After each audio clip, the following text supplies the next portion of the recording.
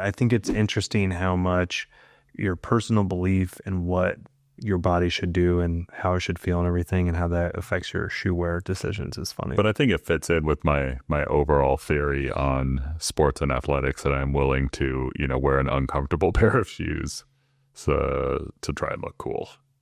I think it does. Yeah. I think it directly matches.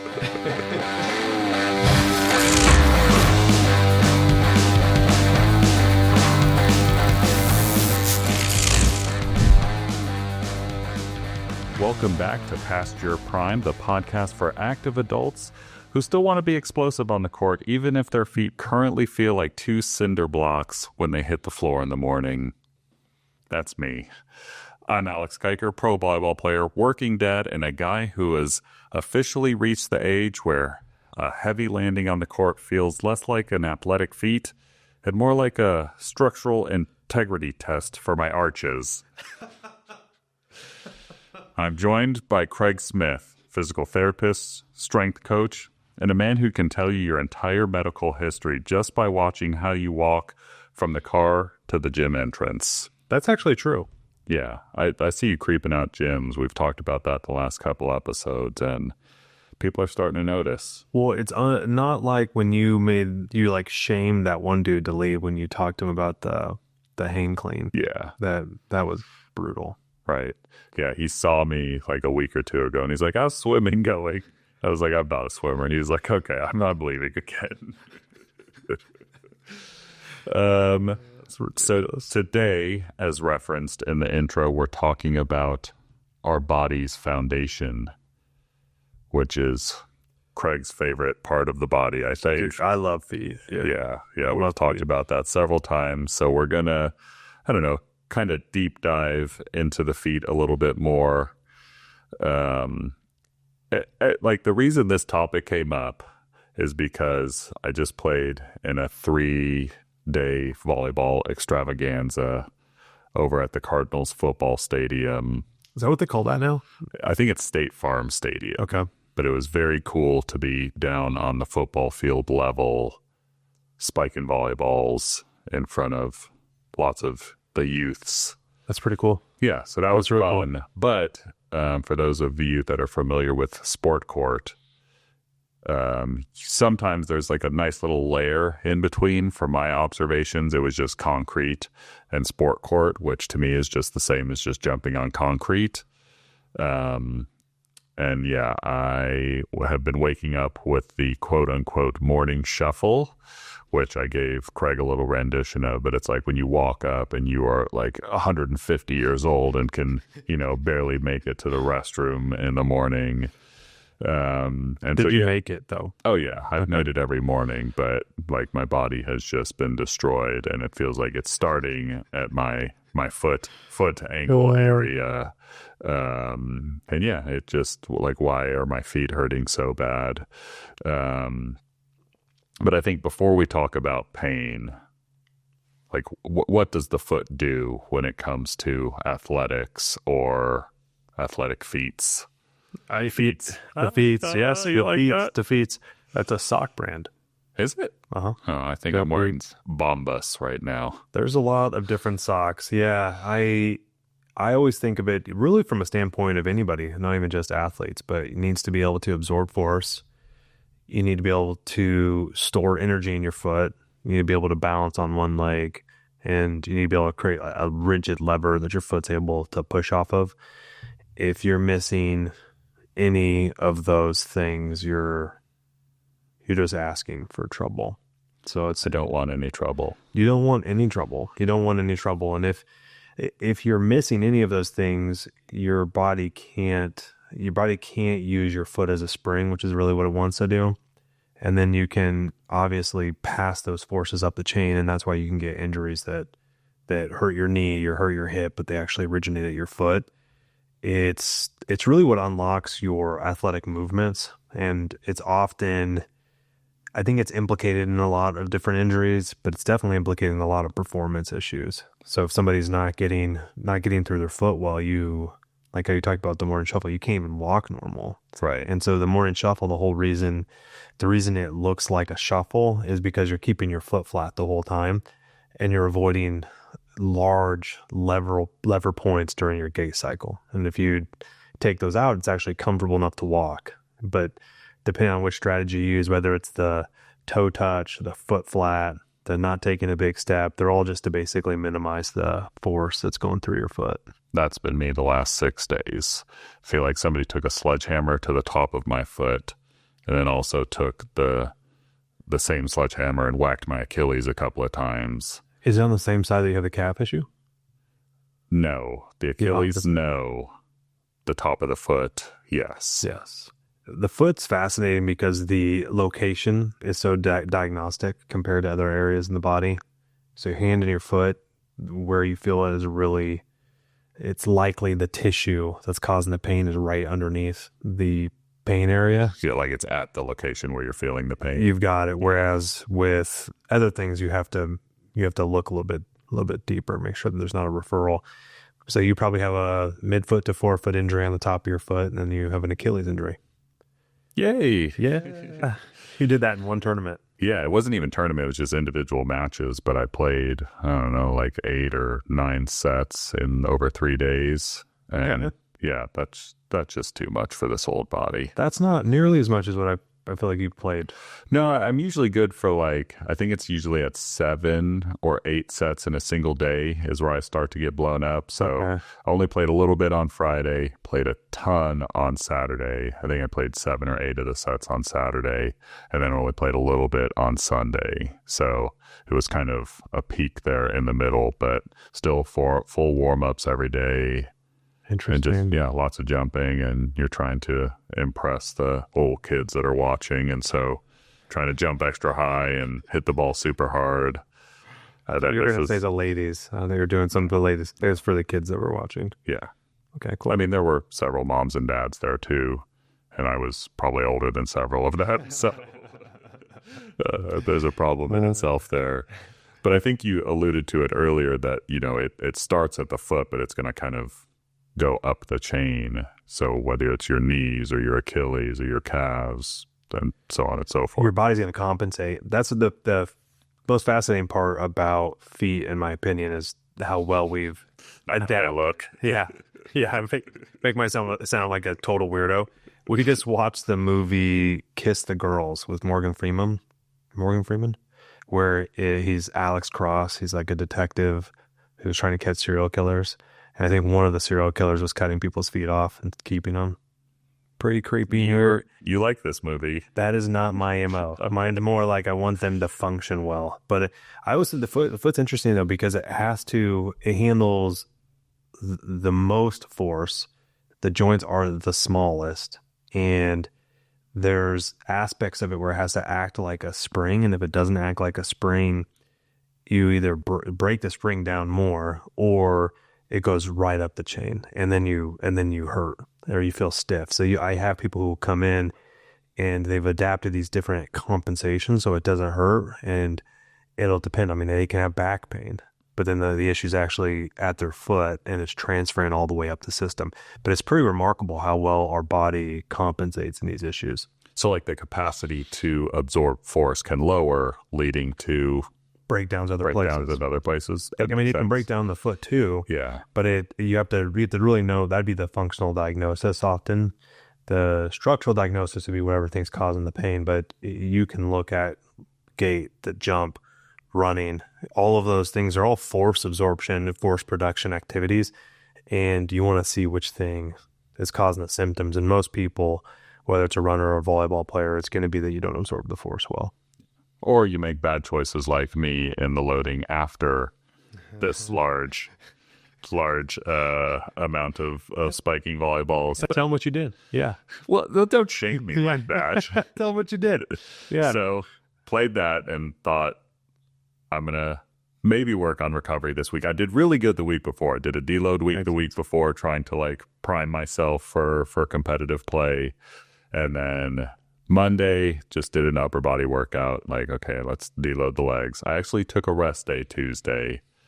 So that had me feeling pretty darn good on Wednesday. So you had no pain at that point? Like everything felt great? That's not true. Okay. I was still morning shuffling at this point on Wednesday. But as the day progressed, my Achilles pain went down, my foot pain went down, my knee pain went down just because I was getting the blood flowing, whatever you want to call it. And then I got to the gym, and I really didn't really want to be at the gym at this time. So what do you do when you don't want to be at the gym? And when you're doing the morning shuffle and hurting? Yeah. You go for PRs. You go for PRs in the squat. Yeah. Which I got a recent PR. I used to be able to do 315 all the way down, but I got 275 for 2, and that felt pretty darn good because I haven't done that in, I don't know, maybe 6 or 8 months. How did it feel the next day? Great, actually. Yeah. Okay. Yeah, so that, and then I went for heavier deadlifts than I've done in a much longer time than that, in probably a year or 2. Was that the next day or the same Same workout? day. Same day. Yeah, back to back. Love it. Okay. And what happened? I was able to do it. Yeah. Okay. So my back was sore, but that's awesome. Pretty normal for me. So the next day though, your foot had no pain anymore? Not true. Was it worse or the same? It was the same. Oh, okay. Yeah. Okay. Maybe a little bit better, actually. Okay. That's pretty interesting. Yeah. Okay. I wouldn't have expected that. I was expecting you to say it was worse, but that's good. But then I also made the bad decision of doing some heavy lunges the day after. And that's when I saw a little bit of a decline. Okay. And I should have thought more about how much flexion and extension happens during lunges. But that's been my normal progression, is just trying to do like one set of some lunge variations after my squat and deadlift day, just to kind of tie it all together the day after. I don't think I should have done that this week because that overloaded my feet and my Achilles. So those actually did make you feel worse. Yeah. Okay. Yeah. So I won't be doing any more of those. Dude, I love it. Yeah. I always think with you, my brain always goes to what would Alex do? I always do that. I would make the wrong choice. Alex do?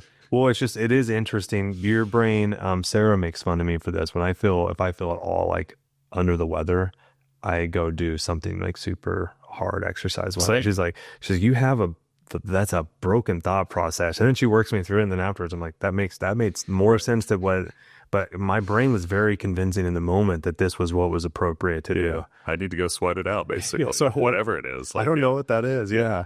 I feel like my mom must have like I've torn my shoulder. I got to go sweat this thing out. Sweat it out. Unfortunately, it's really difficult to sweat out orthopedic injuries like that. Yeah. And that was kind of my intention. I can just out squat this Achilles rupture that's pending right now. That's hilarious. Now I know we were going to talk about the differences between a runner pattern versus a court athlete pattern with overloading the foot. Yes. Do you still want to jump into that? Yeah. So like endurance problems versus probably like power problems. So I don't know. Let's just start with runners because we've talked enough about volleyball to start this one off. Like, what's the breakdown with runners? Specifically with the foot. Yeah, with runners, what I always find interesting is it's more of a combination of the total volume. I still think it's going to happen. And when I say force absorption, I'm just saying it's when the person lands in their full body weight and force comes down on the foot. Whereas when force production is when you're pushing down, creating force. And what I think about with runners is most breakdowns happen during the landing part where your basically foot hits the ground, all the force comes onto it. That happens by mid stance. So when your foot first hits the ground, we call that initial contact to loading response to mid stance. The most interesting part is they will make adjustments for a long period of time, even once pain starts to happen. But what should happen is your foot hits the ground, you go into pronation, which most people actually think is like a bad thing. You have to have pronation or else you can't, you literally will break your leg. Like it won't work well, right? And so if you don't pronate, you can't use all of these structures like your posterior tibialis, anterior tibialis, your planar intrinsic. You can't use those to slow down the load going down your leg. It's critical. So the person pronates, and then all of those structures, if you're not getting the force absorption from those muscles, you transfer it to something else. And that's where you'll get things like we've talked about before, like the shin splints, knee pain, stress fractures. And it's because the foot load goes somewhere else. I often find with those, it's not a single dramatic event. It's going to be repetitive The overload. Yeah. It's going to be the total volume. And then they'll start to feel it immediately after a period of time. But I always think it's more, they feel worse at the end of the run. Well, that's the same impact Over 20, 30,000 times. It's a lot. In a day, depending on how much you're running. I mean, do you know how many steps are in a marathon? Not off the top of my head. Yeah. No. But it's probably a lot. I think it is a lot. And it really does depend, too, on Like the stride length. 50,000? Maybe more? I feel like I'd be stupid if I even tried to make a guess. Yeah. Yeah, I have We'll no have to idea. look that up after this. Yeah. But I was just thinking like 10,000 steps in a day is like 3 miles, I think. Once again, I have no Yeah, idea. I've got, like, a pretty lengthy stride, although with my morning shuffle, it's like I can barely walk a half a foot per step for the first 30 minutes of my day right now. By the time you walk out the door, you're already at 7,000 to 8,000 steps. You've done 100 yards. I love it. Yeah, the runner piece, I think that for me is the big key difference. And a lot of it's repetitive single leg landing. Whereas when we look at the core athlete, there's cutting and shuffling, but the large force production is happening from a 2-leg jump, right? Yeah, well, and going back to running, like, would that be different in a sprinter versus a distance runner? Do you see different foot injury patterns in those two cohorts? What's interesting with sprinters, if it's a foot injury, I find it often will be during the initial force production, the acceleration phase, Like takeoff? takeoff, especially if it's like the big toe. Is that what it's called in sprinting? No. So you have basically they tend to break it up into 3 phases, where it's like you have an acceleration, you have a phase where you try to hold on to it, and then you have where your body's decelerating. And it's like these different phases, the gait cycle changes just a little bit, where you're it's like you accelerate, get the full speed, and then you try to hang on to full speed throughout the gait cycle. And you have a huge amount of torque that you're producing, huge amount of extension torque at your hip that you're really trying to generate this force through. And then once again, your foot's like a spring. It's a lever that you're pushing off of. And I'll find that those extreme forces, like the toe is a big one, the forefoot's a big one, where if there's any joint injury or anything there, the person will have a substantial pain. Those are going to be large ones. You see a lot of stuff where it's around the deceleration, where the person can't handle the load anymore either. So sprinting is a very different game than like if it's a long distance run. And my understanding, and I could be totally off here, but that sprinting is somewhere in the realm of 7 to 10 times body force during that initial acceleration phase. Depends on which structure we're talking about, but yeah, it's huge. It can be gigantic. Right. Whereas with running, one of the ones I always think was interesting in running is running, like jogging, going downhill changes it a lot. You don't have sprinters who are doing it. Yeah. Uphill's a lot less, downhill's a lot more. And so you can have really similar high overloads if somebody stumbles running downhill. That's a bad thing. Yeah. They'll hurt. I find the different mechanics don't matter, but with this, like I would actually put sprinting injuries to be more similar to like a jumper, right? Than I would for peak forces versus average stresses. Yeah, repetitive stresses. Mm-hmm. Okay, so switching gears to the court athlete, you've obviously got jumping.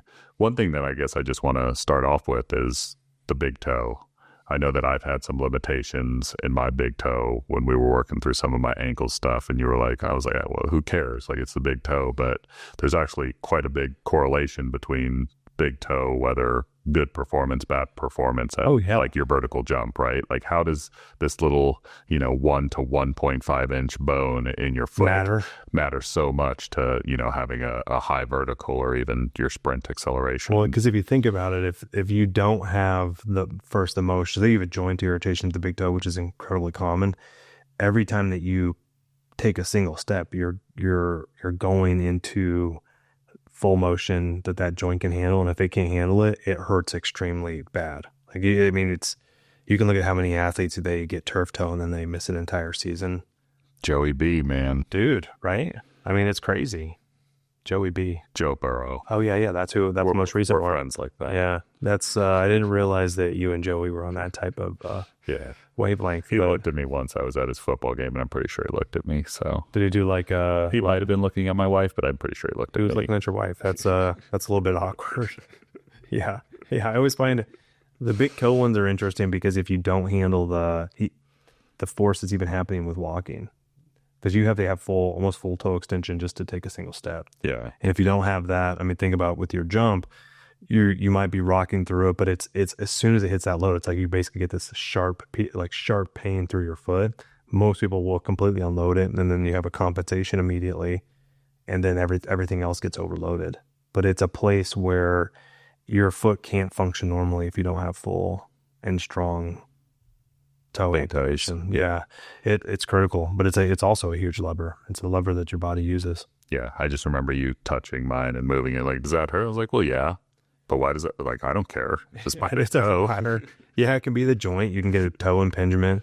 You can have your flexor haustolongus, which goes the whole length from like the back of your calf all the way to the end of your toe.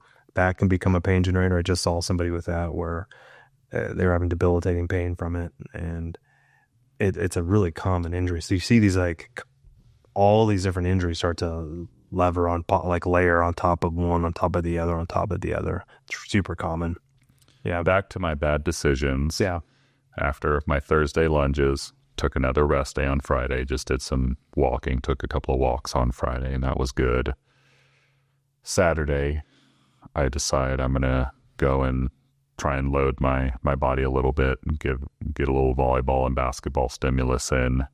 And so I go, and I actually was able to dunk. I did not think that I would be able to dunk on Saturday. That was also a great decision. But I could. I told myself I wasn't going to maximally jump. But as I warmed up, I was like, I actually don't feel terrible. My Achilles is feeling okay. All of these things are feeling good.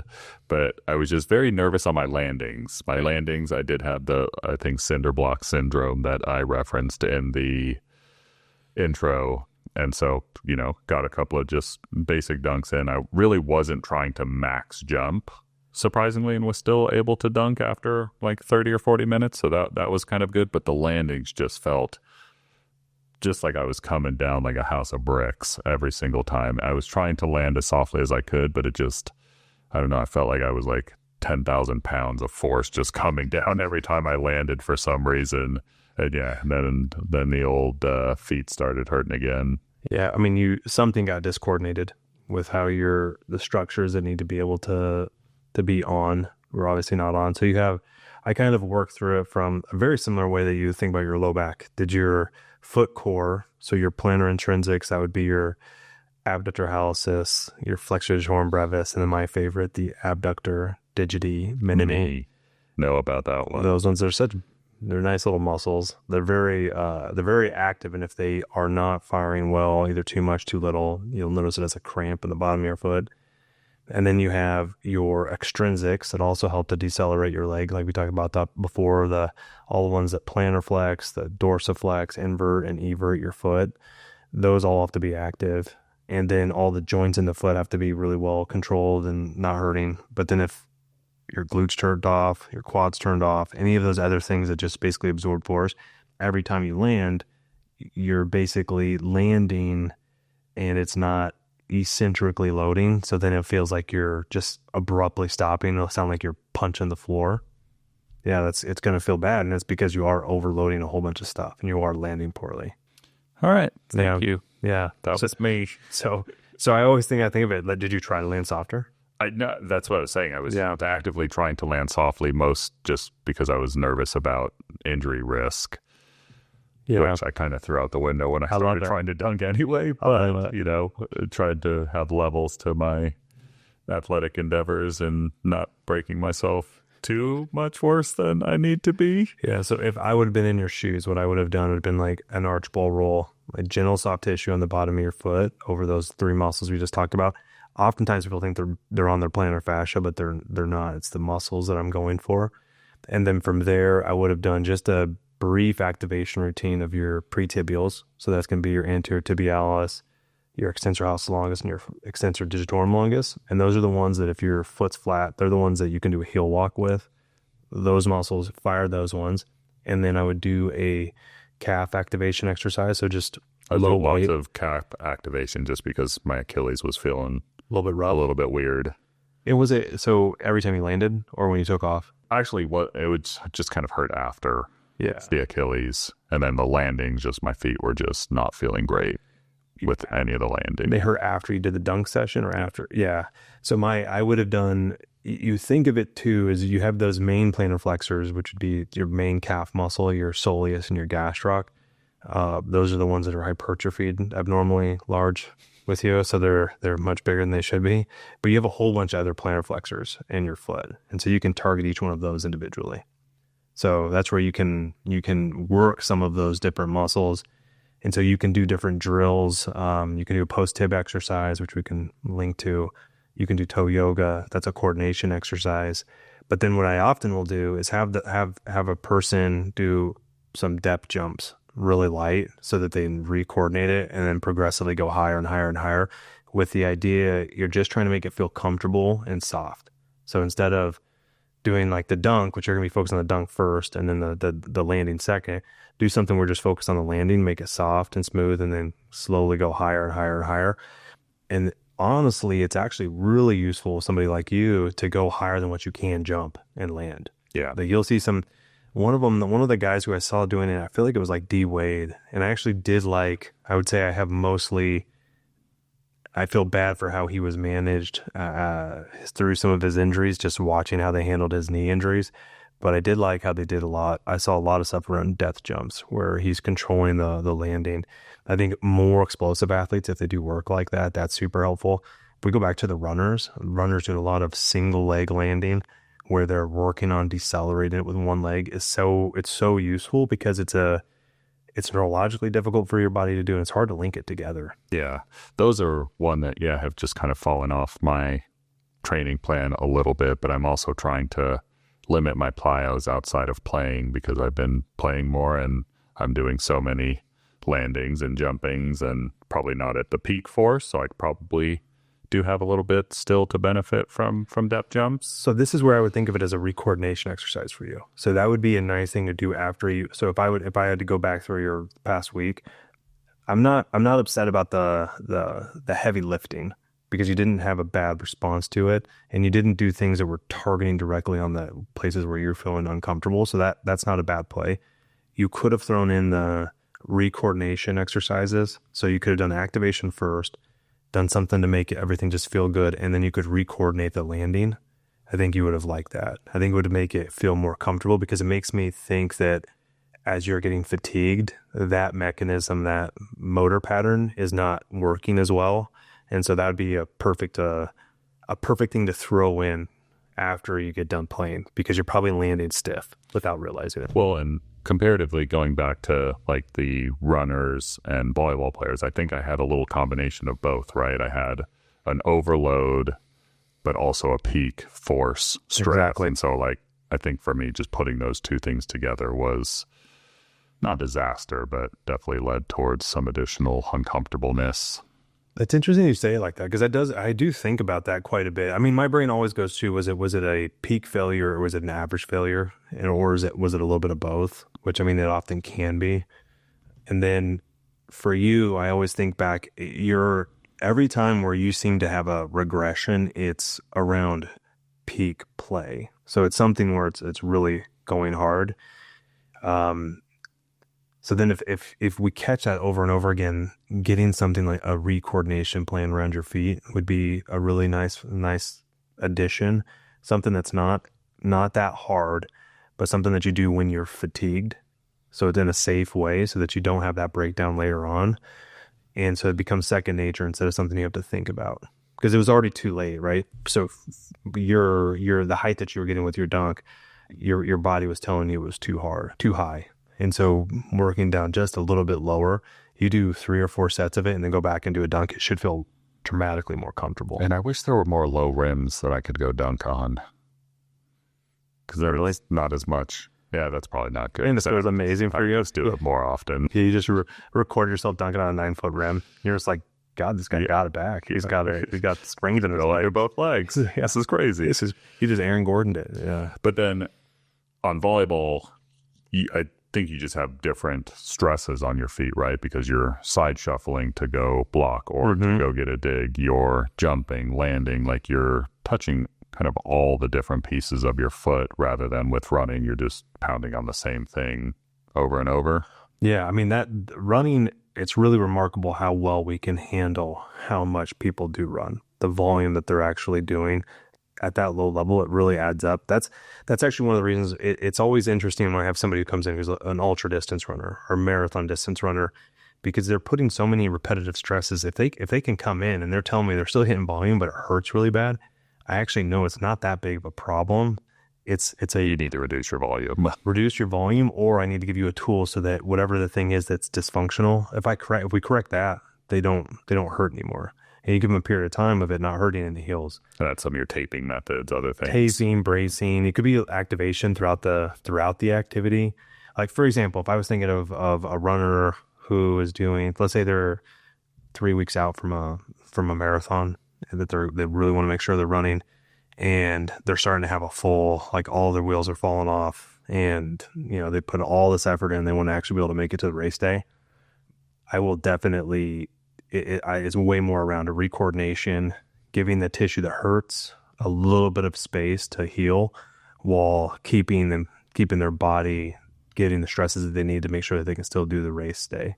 And it's often not that big of a thing. There's typically one or two things you have to do, and then the body will start to heal, especially if it's an average stress. Whereas if it's a peak stress, if it's every time that they do the 100% jump, you're feeling severe pain, that can be a little bit more tricky to say, okay, I'm going to make sure that you can hit that 100% full out as hard as you can go. That can be much harder. I actually find the average stress easier. And I don't think any of my pain probably got to like a 3-4 at the worst. But was it mostly after? But was it with peak activity, like peak stresses? This past weekend, sure. Yeah, so I think that part is just a little bit trickier. So it's less about the pain intensity; it's more about the load that has to be handled. That's just how my breaking it down of, okay, this will be hard. I definitely, it's not going to be hard for you not to hurt. You just say that 95%, you're not going to get hurt, right? You're not going to feel it at all. But if you keep going to 100%, you're progressively, I think what will happen is less and less peak stresses will cause pain. And then that's when it can become like a snowball to where now I can't jump at all without severe pain. Would you say that's why it's kind of so hard to correct this long term? Because it feels like mine keeps kind of coming back. It's never super major. It's always in this like 2 to 4 pain range, but it seems like it's persisted for a couple of months now, and I can't just fully get it to go away. I think that what I've heard now is it sounds like you're having a dysfunctional pattern when you land. So that's actually very useful to hear. That'll help a lot. I think it's counterintuitive to think that the injury is probably happening in your landing, not your production, right? Which is, I think, for most people. So if we focused on a recoordination, patterning, post-workout patterning plan, I think you'd feel dramatically better. But that's also where you have to figure out what is the thing that's actually the culprit that's causing pain. And sometimes it's not what you think it is. It can be something a little bit different. So in this situation, I definitely think it's your landing pattern. But yeah, it's much more difficult because to really elicit the problem, I have to take you to 100%, right? So that makes it a little bit trickier. Yep. Whereas if somebody comes in and they feel it in the first 10 steps of their run, but they can keep running for another 10 miles, that's actually very easy to treat because I can just basically make some adjustments, go run. Oh, it doesn't hurt anymore. Okay, now we can lock it in. Kind of switching gears a little bit, but I feel like I'll hear a lot of people say, I just got these new shoes and it's because of my new shoes. And I've pretty much worn the same shoe, different colorways for a long time now. But I do know that when I switched to carbon fiber insoles, that the pain seemed to get a lot worse. And since I've switched out of those, I don't know, 2 months ago, I wish I hadn't had as much. I mean, I had an issue this past weekend, but I think that was just volume and intensity as opposed to the actual mechanics of the footwear that I was choosing to wear. Yeah, if you think about your foot is a whole bunch of articulations, right? There's a whole bunch of places where the foot can change leverage. And as soon as you put a carbon plate in, your whole foot now is just one big lever. Whereas there's nothing that's going to I bend. liken it to just stomping on concrete all day because that thing was so hard.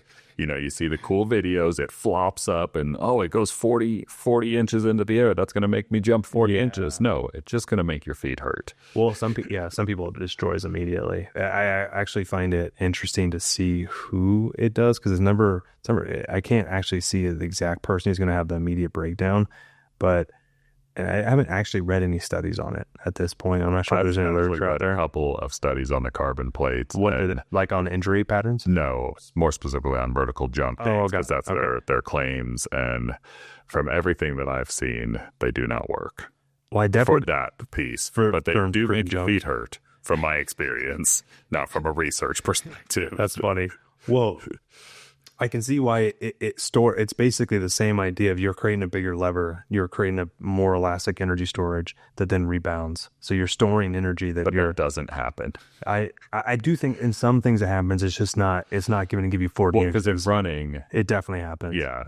I've only looked at vertical jump, but I have, I think, seen some things that some of the like illegal shoes utilize some carbon carbon fiber technology to create a performance advantage. Yeah. My brain goes to the most common injury I see is if the person can't handle force absorption, the landing injuries get much worse. But then the second one is Achilles tendon. So the Achilles tendon seems to get overloaded quite a bit. Those individuals, if you do a gradual introduction of those shoes, it tends to work really well. It's kind of like when I had a whole bunch of people when the Barefoot craze was going on. Yeah, I wanted to ask about that. And yeah, I had so many. I mean, it probably helped our clinic stay alive when we first started because we had so many people with stress fractures in their forefoot, and it was unbelievable how many people. But from your anthropology background, I mean, we didn't used to have shoes. Well, I mean, was everybody just walking around with stress fractures? And no, actually, if you look at the literature on it, you can see when widespread shoe use happened because the metatarsals, so the bones that make up your forefoot that connect to your toes to your midfoot, the metatarsals were way bigger, and then as soon as we wore shoes, they get way smaller. So is that a positive or a negative? It is what it is. Like everybody wants to wear shoes. Like I'm not going to go barefoot, and so I don't believe that barefoot running is a panacea that solves everybody. It didn't end world hunger yet, but it seems like that was some of the things that were being laid out as the benefits of barefoot running. Enlighten me on the correlation. Is there no correlation? Okay. No, there's no. I was like, no, you're like, okay, is barefoot running cure world hunger? I can run slower to get your foot. You got me there. But the thing is because it was labeled as a thing to treat every injury, and it doesn't. But then if there's certain points in your body's development that you can develop bone better, where you can have a larger response, and if you're wearing shoes, you can't catch up, but you can slow. So you're never going to get that bone size. It's just unless you start barefoot from the day you're born and start to load and walk. But it will get they'll get thicker. You'll see changes inside the structure of the metatarsal, but it's a gradual introduction. So people who gradually introduce barefoot running do very, very well. But that's not how people introduced it in my experience. They went full, like, let's just go for it. And I also saw a lot of people who had high running volumes try to go barefoot or try to do the minimalist shoes. And then I just saw so many stress fractures. It's actually my favorite thing is to see the injury patterns that develop with the most recent exercise or rehab trend. Like I love how you have this. Somebody will make a really good claim and they're very convincing. And then I love to see this explosion of different types of injuries that happen from it.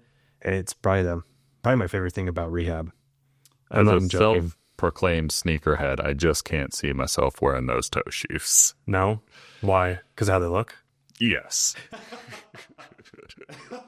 I would much rather be slightly uncomfortable in a pair of Jordans than wear some toe shoes. Apologies to all the toe shoe folks out there. Well, my favorite thing is I'm sure you're seeing some benefits from it. Maybe you're not. But whatever. It's whatever. I like people that kind of, they sport what they want to sport. I like the Vans. So that says something. I think the The Vibrams say something about you, the minimalist shoes. Like there's I think it's interesting how much your personal belief in what your body should do and how it should feel and everything and how that affects your shoe wear decisions is funny. But I think it fits in with my overall theory on sports and athletics that I'm willing to, wear an uncomfortable pair of shoes so to try and look cool.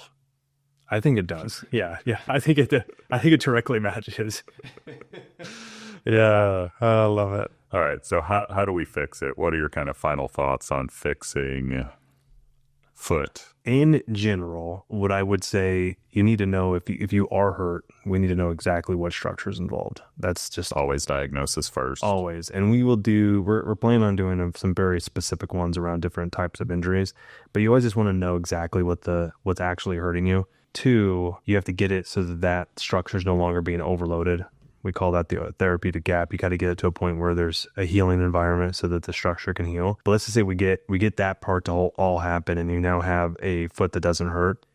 My brain goes through just a couple steps. So first off, we want to make sure that all the joints and everything that is in your foot has adequate motion for you to do the activity you want to do.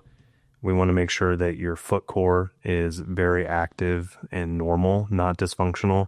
We want to make sure that all the extrinsics, all the muscles that start in your lower leg then feed into your foot, are coordinated and not dysfunctional. So you're not doing things where all of those muscles operate like they're the same muscle. That should not be happening. From there, I always like to make sure that you can do single leg load and you can do it progressively and be really comfortable.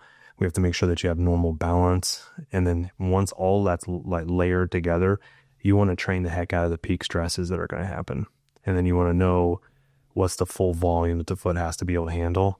You take all of that together, you should do very, very well. You can handle average stresses really well, and you can take the peak stresses when they happen. Yeah, I think the balance one is a big one. That's one I've been trying to focus on a little bit more. I've been doing single leg balance for a long time, but now I'm trying to focus on putting it on different parts of my foot, and that's been a fun little exercise. Well, it is interesting. So if you're at home and you're looking at your foot, the keys that I always look for is if you look at the tips of your toes, if they blister. They're digging in. Yeah, they dig in and you have calluses there. You're using your toes probably for balance and for some level of force absorption or production.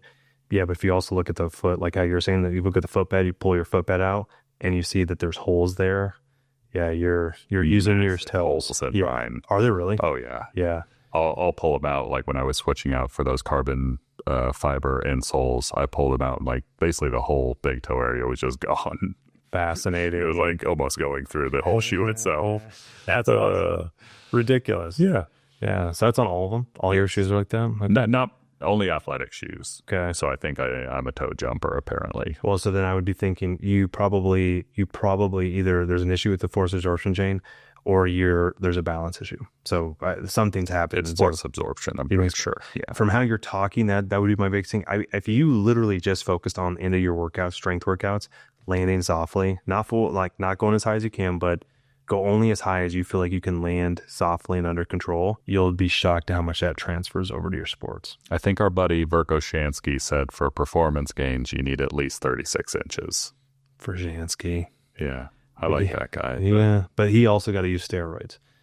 So, which I'm not opposed to. Yeah. We got to get some drugs on board. Okay. So whether you're logging miles, chasing blocks, or getting buckets, your foot doesn't care what sport you play. It cares whether it can handle the load. If your foot pain keeps returning, it's probably not bad luck. It's your tissue capacity. If you haven't given us a comment yet of what your injury is, I think we'd really like to go into what our listeners are dealing with, or if there's any specific topics you want us to address, let us know.